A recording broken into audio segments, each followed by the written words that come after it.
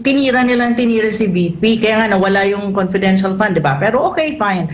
Pero ngayon, hindi nila na-anticipate, ang feeling nila, VP would fall on the same trap na ginawa nila before.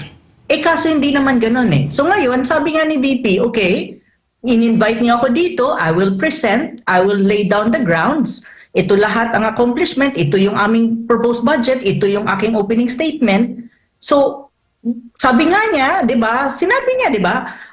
Hindi ko na question, hindi na ako sasagot, hindi ko na i-defend yung budget, bahala na kayo sa House kung i-approve niyo o hindi. So sabi nung chair si Kimbo, hindi kasi we're public servant, blah blah blah, ang dami pang kaitsingan. Kailangan mo sagutin. O 'di ba sinabi nga ni VP, magsasayang tayo ng oras kasi ang sasagot ko sa inyo is the same. So they were given a choice. Kung itutuloy nyo to, ito yung sasagot ko kasi ito nga yung position ko. Pero ginusto nila yun eh.